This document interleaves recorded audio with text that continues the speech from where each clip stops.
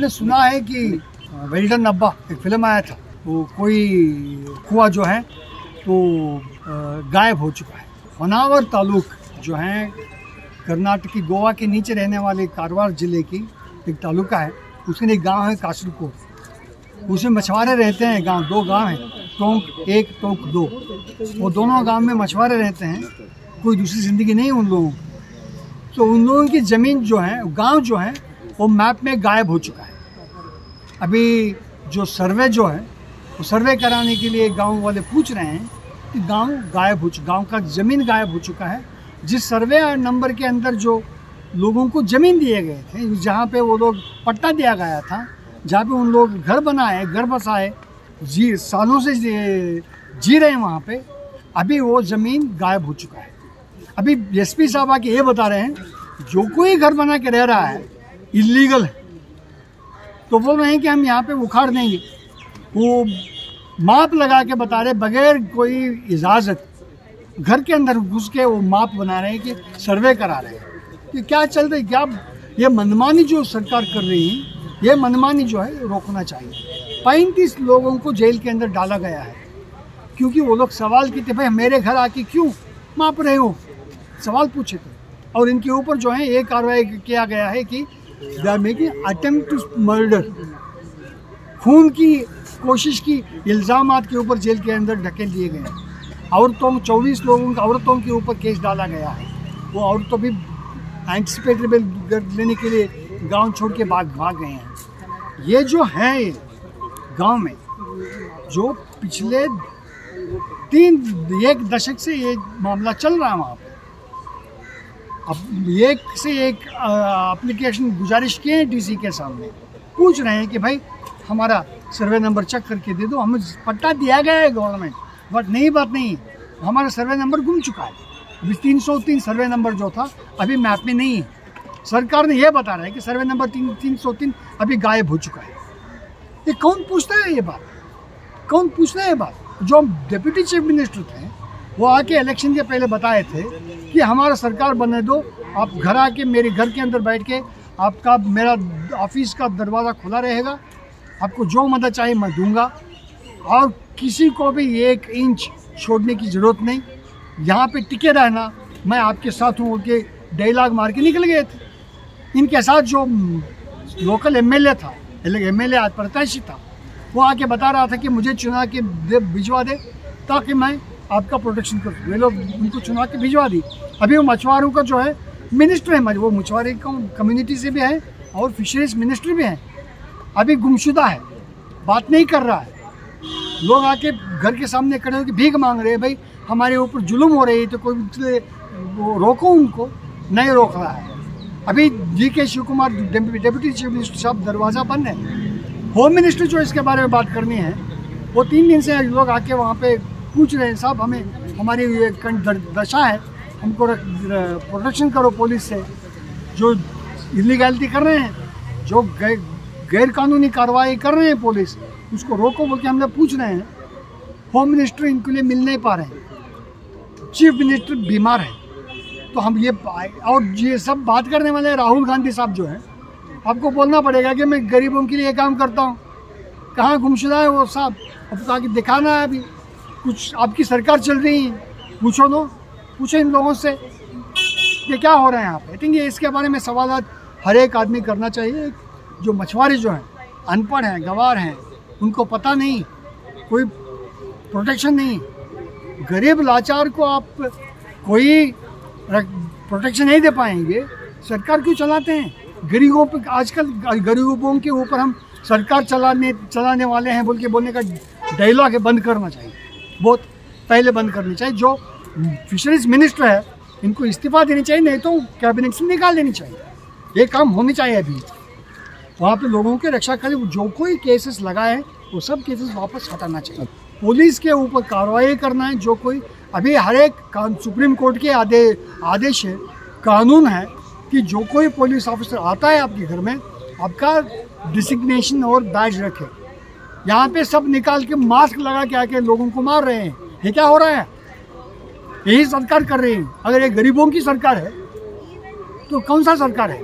अभी ये जवाब देना पड़ेगा एक गवर्नमेंट को और पुलिस के ऊपर कार्रवाई शुरू करनी पड़ेगी। एसपी जो बता रहे हैं कि ये जो लोग हैं इलीगल रेजिडेंट हैं, तो कहाँ से आता है वो डायलॉग? सरकार इनकी ज़मीन का सर्वे नंबर जो पट्टा दिए थे गायब कर देता है, एसपी आके बोलता है ये इलीगल रेजिडेंट्स है। तो इसके बारे में जवाब देना पड़ेगा सरकार को और एक्शन लेनी पड़ेगी, इन लोगों के मछुआरों को प्रोटेक्शन करना पड़ेगा। ठीक है। ಉತ್ತರ ಕನ್ನಡ ಜಿಲ್ಲೆ ಹೊನ್ನಾವರ ತಾಲೂಕಿನ ಕಾಸರಗೋಡು ಗ್ರಾಮದ ಮೀನುಗಾರರ ಮನೆಗಳನ್ನು ಎತ್ತಂಗಡಿ ಮಾಡಲಿಕ್ಕೆ ಪ್ರಯತ್ನ ಎತ್ತಂಗಡಿ ಮಾಡೋ ಪ್ರಯತ್ನ ಮಾಡ್ತಾ ಇದೆ। ಈಗಾಗಲೇ ಅಲ್ಲಿ ಇರುವಂತಹ ಮೀನುಗಾರರ ಮೇಲೆ ಅಟೆಂಪ್ಟ್ ಮಾಡಿಕೊಂಡು 108 ಸೆಕ್ಷನ್ಗಳನ್ನು ಹಾಕಿ ಧಾರವಾಡ ಜೈಲಿಗೆ ಇಟ್ಟಿದ್ದಾರೆ। ಈಗಾಗಲೇ 34 ಜನರನ್ನ ಧಾರವಾಡ ಜೈಲಿದ್ದಾರೆ। ಮಿಕ್ಕವ್ರ ಮೇಲೆ ಕೂಡ ಇಲ್ಲಿ ಬೇರೆ ಕಡೆ ಬೆಂಗಳೂರಿನಲ್ಲಿರುವಂಥವ್ರಿಗೂ ಆಸ್ಪತ್ರೆಯಲ್ಲಿ ಸೇರಿಕೊಂಡು ಅಟೆಂಪ್ಟ್ ಮರ್ಡರ್ ಕೇಸ್ನ ರಿಜಿಸ್ಟರ್ ಮಾಡಿದ್ದಾರೆ। ಸೊ ಹಾಗಾಗಿ ಇವತ್ತು ಈ ಪ್ರೆಸ್ ಕಾನ್ಫರೆನ್ಸ್ ಮಾಡ್ತಿರುವಂಥದ್ದು, ಸರ್ಕಾರ ತಾನು ಕೊಟ್ಟ ಪಟ್ಟ ಜಮೀನು ಒಳಗಡೆ ಮನೆ ಕಟ್ಕೊಂಡಿರೋರನ್ನ ಎತ್ತಂಗಡಿ ಮಾಡಲಿಕ್ಕೆ, ಅವರ ಮನೆಗಳನ್ನು ಪರವಾನಗಿಯಿಂದ ಸರ್ವೆ ಮಾಡಲಿಕ್ಕೆ ಯಾವ ಅಧಿಕಾರ ಕೊಟ್ಟರು? ಅಲ್ಲಿರುವಂತಹ ಎಸ್ ಪಿ ಏನಿದ್ದಾರೆ, ಸನ್ಮಾನ್ಯ ಎಸ್ ಪಿ ಅವರು ತಮ್ಮ ಅಪ್ಪನ ಆಸ್ತಿ ತಿಳ್ಕೊಂಡಿದ್ದಾರಾ? ಇದಕ್ಕೆ ಸಂಬಂಧಪಟ್ಟಂತೆ ಒಂದು ಮೀಟಿಂಗ್ ಮಾಡ್ತೀವಿ। ನಮ್ಮ ಜೊತೆಗೆ ಅಡ್ವೊಕೇಟ್ ಶಂಕರ್ ಅವರಿದ್ದಾರೆ, ಮತ್ತು APCRನ ಕಾರ್ಯದರ್ಶಿ ಆದಂತಹ ನಿಯಾಜ್ ಅವರಿದ್ದಾರೆ, ನನ್ನ APCRನ ಉಪಾಧ್ಯಕ್ಷರಾದಂತಹ ಅಖಿಲ ವಿದ್ಯಾಸಂಸ್ಥೆ ಇದ್ದಾರೆ, ನಂತರ ಮೀನುಗಾರರ ಸಮುದಾಯದ ಬಂದಿರುವಂತಹ ಕಾಸರಗೋಡಿನವರಾಗಿದ್ದಂತಹ ರೇಣುಕಾ ಅವರಿದ್ದಾರೆ, ಮತ್ತು ಗಣಪತಿ ಅವರಿದ್ದಾರೆ, ಅವರು ಉಪಾಧ್ಯಕ್ಷರಾಗಿದ್ದಾರೆ, ಮೀನುಗಾರರ ಸಂಘದ ಉಪಾಧ್ಯಕ್ಷರಾಗಿದ್ದಾರೆ, ಮತ್ತು ಮಿಕ್ಕವರು ಮೀನುಗಾರರಾಗಿದ್ದಾರೆ। ಮೊಟ್ಟ ಮೊದಲನೇದಾಗಿ ಇವ್ರನ್ನ ಬಿಡುಗಡೆ ಮಾಡಬೇಕು, ಕೇಸ್ನ ವಾಪಸ್ ತೆಗೆದುಕೊಳ್ಬೇಕು। ಇಲ್ಲಿ ಯಾವ ಕಾಂಪ್ರಮೈಸ್ ಇಲ್ಲ ಈ ವಿಷಯಕ್ಕೆ ಸಂಬಂಧಪಟ್ಟಂತೆ। ಮೊಟ್ಟ ಮೊದಲನೇದಾಗಿ ಇವ್ರನ್ನ ಎಲ್ಲರ ಕೇಸ್ಗಳನ್ನ ವಾಪಸ್ ತೆಗೆದುಕೊಳ್ಬೇಕಾದ ಜವಾಬ್ದಾರಿ ಇದೆ ಸರ್ಕಾರದ್ದು। ಎರಡನೇದಾಗಿ ಅನಧಿಕೃತವಾಗಿ ಸರ್ವೆ ನಡೆಸಿದಂತಹ SP ಮೇಲೆ ಕ್ರಮ ತೆಗೆದುಕೊಂಡು ಅವ್ರನ್ನ ಸಮಾನಗೊಳಿಸಬೇಕಾಗಿದೆ। ಮೂರನೇದಾಗಿ ಆ ಜಿಲ್ಲಾಧಿಕಾರಿ ಏನಿದ್ದಾರೆ ಯಾವುದೇ ಕ್ರಮ ತೆಗೆದುಕೊಳ್ಳದೆ, ಯಾವುದೇ ರಕ್ಷಣೆ ಕೊಡದೆ ಮೀನುಗಾರರಿಗೆ ಇಂಥದಕ್ಕೆ ಪರವಾನಗಿ ಕೊಟ್ಟಿದೆಯಲ್ಲ ಅವ್ರ ಮೇಲೆ ಕ್ರಮ ತೆಗೆದುಕೊಳ್ಬೇಕಾಗಿದೆ। 144 ಸೆಕ್ಷನ್ ಯಾವ ಆಧಾರದ ಮೇಲೆ ರಿಜಿಸ್ಟರ್ ಮಾಡ್ತಾರೆ ಇವರು, ಇನ್ಸ್ಟಿಟ್ಯೂಟ್ ಯಾವ ರೀತಿ ಮಾಡ್ತಾರೆ ಅದನ್ನ ನಾವು ಬೇಕಾದ ಅವಶ್ಯಕತೆ ಇದೆ। ಯಾವುದೇ ರೀತಿ ಸೌಮ್ಯವಾಗಿಲ್ಲ, ನಾಚಿಕೆತನ ಏನಿದೆ ಇದನ್ನು ನಾವು ಸ್ಪಷ್ಟವಾಗಿ ಪ್ರಶ್ನಿಸಬೇಕಾಗಿದೆ। ಒಬ್ಬ ಮಿನಿಸ್ಟರ್ ಆಗಿದ್ದುಕೊಂಡು, ಫಿಶರೀಸ್ ಮಿನಿಸ್ಟರ್ ಆಗಿದ್ದುಕೊಂಡು, ಅದೇ ಶಾಸನಸಭೆಯ ಶಾಸಕನಾಗಿದ್ದುಕೊಂಡು, ಇದೇ ಜನರ ಸಮುದಾಯದವನಾಗಿದ್ದುಕೊಂಡು ಅಲ್ಲೇ ಜೀವನ ಮಾಡ್ತಿದ್ದು ಈ ರೀತಿ ಮಾಡ್ತಾರೆ ಅಂತಂದ್ರೆ ಎಂಥ ಮಾನಗಟ್ಟ ವ್ಯಕ್ತಿ ಆಗಿರ್ಬೇಡ ಮಿನಿಸ್ಟರ್। ಅವ್ರಿಗೆ ಆಗ್ಲೂ ರಾಜೀನಾಮೆ ಕೊಟ್ಟು ಹೋಗ್ಬೇಕು, ಅವ್ರ ಕೆಲಸ ಮಾಡ್ಲಿಕ್ಕೆ ರಾಜೀನಾಮೆ ಕೊಟ್ಟು ಹೋಗ್ಬೇಕು, ಅಲ್ಲಿ ಇರ್ಬೇಕಾದ ಅವಶ್ಯಕತೆ ಇಲ್ಲ। ಸರಿಯಾಗಿ ಕೆಲಸ ಮಾಡಬೇಕು, ಮೀನುಗಾರ ಬದುಕಲ್ವೇ? ಐ ಥಿಂಕ್ ಈ ಪ್ರಶ್ನೆಗಳನ್ನು ನೀವು ಕೇಳಬೇಕಾದ ಅವಶ್ಯಕತೆ ಇದೆ। ಇನ್ನು ಮಾಹಿತಿ ನಿಮ್ಗೆ ಕೊಟ್ಟಿದ್ದೀವಿ, ನಿಮಗೆ ಎಲ್ಲ ವಿಡಿಯೋಗಳನ್ನ ಮತ್ತು ಇವರು ಫೋಟೋ ಶೇರ್ ಮಾಡ್ತೀವಿ। We will share it with you. ನೀವು ನಂಬರ್ಗಳನ್ನು ಕೊಟ್ಟರೆ ನಾವು immediately share all those videos. ಯಾರಿಗೂ ದೌರ್ಜನ್ಯ ಮಾಡಿದ್ದಾರೆ, ಮಗು ಒಂದು ನಾನು ಆತ್ಮಹತ್ಯೆ ಮಾಡ್ತಿದ್ದೀನಿ ನಮ್ಮನ್ನು ಬಿಡದೆ ಇದ್ರೆ ಅಂತಂದ್ರೆ ಆ ಮಗು ತಾಯಿನ ಹೇಳ್ಕೊಂಡು ಹೋಗಿದ್ದಾರೆ, ಲಾಕಪ್ ಮಾಡಿದ್ದಾರೆ। ಫ್ಯಾಮಿಲಿ ಏನು, ಯಾರು ಕೊಡ್ತಾರೆ ಅಧಿಕಾರ ಇವ್ರಿಗೆ? ಯಾರು ಕೊಡ್ತಾರೆ ಅಧಿಕಾರ? ಯಾರು ಮನೆ ಅಲ್ಲ ಫಿಕ್ಸ್ ಇವ್ರಿಗೆ ಯಾವ ರೀತಿಯಾದ ಅಧಿಕಾರ ಸಿಗ್ತದೆ? ಇವ್ರಿಗೆ ಮನೆಗೆ ವಿಷಯ ಎಳೆದುಕೊಂಡು ಹೋಗಿರುವಂಥದ್ದು ಅದು ವಿಡಿಯೋ ಎಡಿಟ್ ಮಾಡಲಿ, ಮಗು ಅಳ್ತಾ ಇರುವಂಥ ವಿಡಿಯೋ ನಿಮ್ಮಲ್ಲಿದೆ, ನಾವು ಶೇರ್ ಮಾಡ್ತೀವಿ ಕೂಡ। ಅದಕ್ಕೆ ಆ ನಿಟ್ಟಿನಲ್ಲಿ ನಾವು ಮಾತಾಡಬೇಕಾದ ಅವಶ್ಯಕತೆ ಬೇರೆ ಗಮನಿಸ್ತೀನಮ್ಮ। Port is an agreement between state. This is a Karnataka state government port. Karnataka state government has given it to a Hyderabad company. ಇನ್ನೊಂದು ಬಾರ್ಚ್ ಮಾಡಲಿಕ್ಕೆ ಕೊಟ್ಟಿದ್ದಾರೆ, ಪರ್ಮಿಷನ್ ಕೊಟ್ಟಿದ್ದಾರೆ। ಆ ಹೈದರಾಬಾದ್ ಕಂಪನಿ ಕಳೆದ 15 ವರ್ಷದಿಂದ 10 ಪೈಸಾ ಕೆಲಸ ಮಾಡಿಲ್ಲ। ಅಲ್ಲೊಂದಿಷ್ಟು ಮರಳಿ ಇಲ್ಲಿ ಎತ್ತಾಕಿ, ಇಲ್ಲಿನ ಮರಳೊಂದಿಷ್ಟು ಅಲ್ಲಿ ಎತ್ತಾಕಿ, ಅಲ್ಲಿ ಒಂದು ತುಕ್ಕು ಹಿಡಿದಂಥ ಒಂದು ಕಂಡೀಷನ್, ಒಂದು ಬೌಂಡ್ರಿ ಹಾಕಿ ಒಬ್ಬನ ಯಾವನ್ನ ಸೆಕ್ಯೂರಿಟಿ ಗಾರ್ಡ್ ಕೂರಿಸಿದ್ರೆ ಅಷ್ಟು ಬಿಟ್ಟರೆ ಏನು ಕೆಲಸ ಇಲ್ಲ ಅಲ್ಲಿ।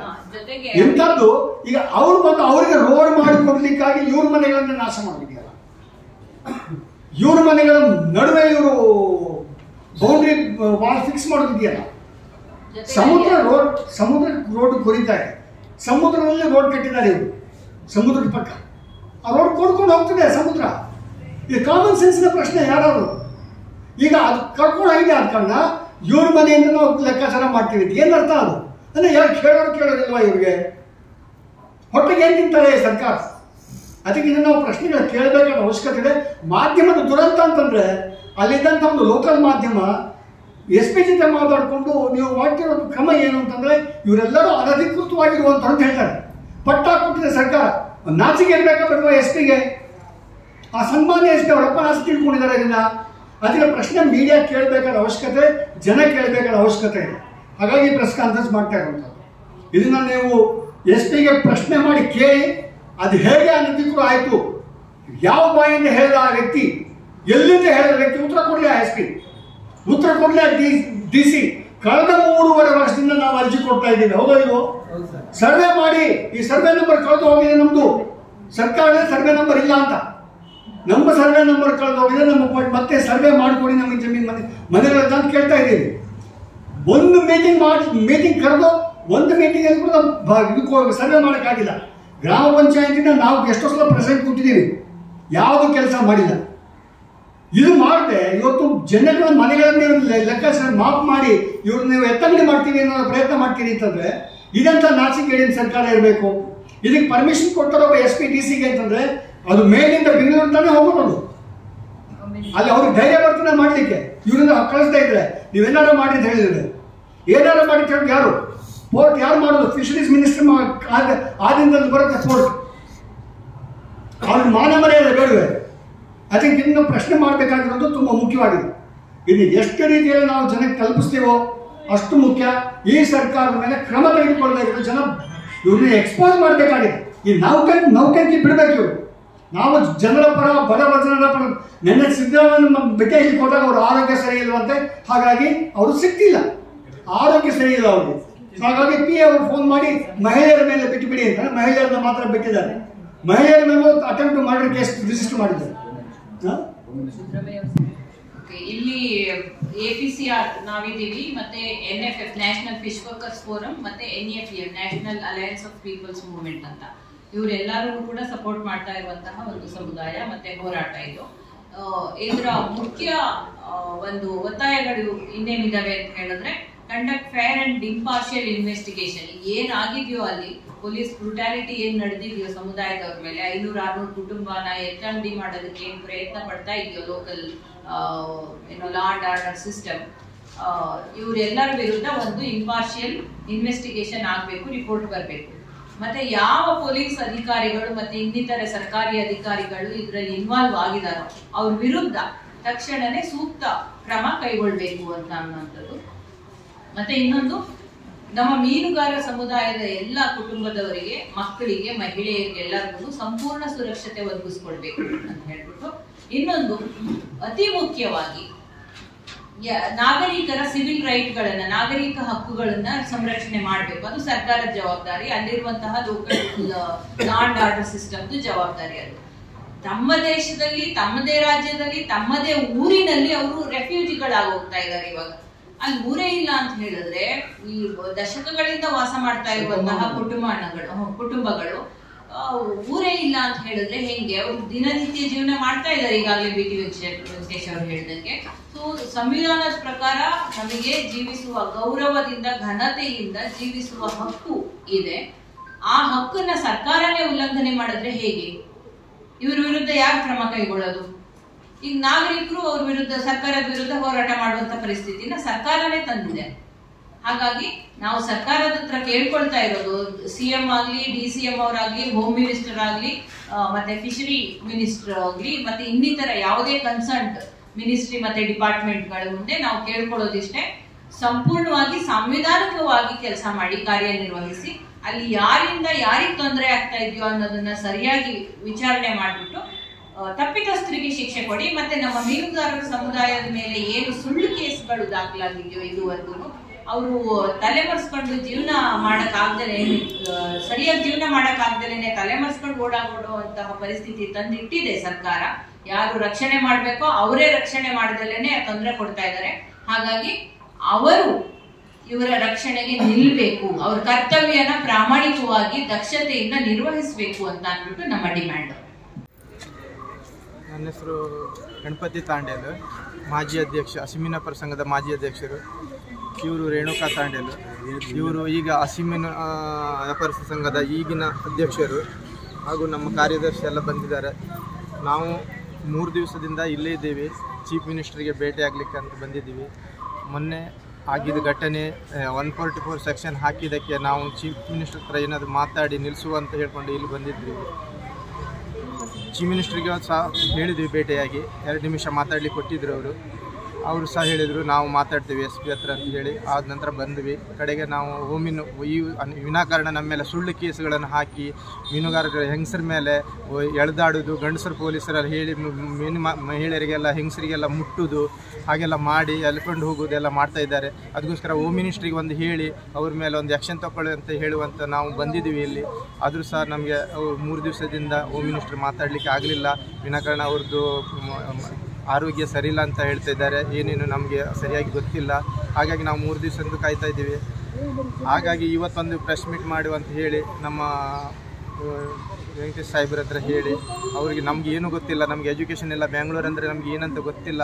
ಆದರೂ ಅವರಿಗೆ ಸ್ವಲ್ಪ ನಮಗೆ ಭೇಟಿಯಾಗಿ ಅವರು ಮುಖಾಂತರ ನಾವು ಇಲ್ಲಿ ಬಂದು ನಿಮ್ಮ ಹತ್ರ ಪ್ರೆಸ್ ಮೀಟ್ ಮಾಡಿದ್ದೀವಿ. ಇದಕ್ಕೆ ನೀವು ಖಂಡಿತವಾಗಲೂ ನಮ್ಮ ಮೀನುಗಾರರ ಪರವಾಗಿ ತುಂಬ ಸಹಕಾರ ಮಾಡಬೇಕಾಗಿ ಸರ್ಕಾರ ಮಟ್ಟಿಗೆ ತಲುಪಿಸಿ ಮೀನುಗಾರರಿಗೆ ರಕ್ಷಣೆ ಆಗುವಂತೆ ಮಾಡಬೇಕಾಗಿ ನಿಮ್ಮನ್ನು ಕೇಳ್ಕೊಳ್ತಾ ಇದ್ದೀವಿ. ಶಾಸಕರು ಏನು ಹೇಳಿದವರು ಈ ಮಾತು? ಶಾಸಕರು ನಮ್ಮ ಜೊತೆಗೆ ಇದ್ವಿ. ಪ್ರತಿಯೊಂದು ಹೋರಾಟಕ್ಕೆ ಶಾಸಕರು ಇದ್ದುಕೊಂಡು ನಿಮಗೆ ನಾನು ಬಂದ ಮೇಲೆ ಯಾವುದೇ ಬಂದರ್ ಮಾಡಲಿಕ್ಕೆ ಕೊಡೋದಿಲ್ಲ, ನಿಮ್ಮ ಮನೆ ಮಠ ಮುಟ್ಲಿಕ್ಕೆ ಕೊಡೋದಿಲ್ಲ ಅಂತ ಹೇಳ್ಕೊಂಡು ಆಶ್ವಾಸನೆ ಕೊಟ್ಟಿದ್ದರು. ನಾವು ಪದೇ ಅವರ ಹತ್ರ ಹೋದ ಕೂಡಲೇ ಸಹ ಈ ಮಿನಿಸ್ಟ್ರಾಗಿ ಬಂದ ಮೇಲೆ ಸಹ ನಾವು ಹೋಗಿದ್ದೀವಿ ತುಂಬ ಸಲ ಅವ್ರ ಹತ್ರ. ಅವರು ಹೇಳ್ತಾ ಇರೋದು ಒಂದೇ, ನಿಮಗೆ ಏನು ತೊಂದರೆ ಕೊಡೋದಿಲ್ಲ ಅಂತೇಳಿ.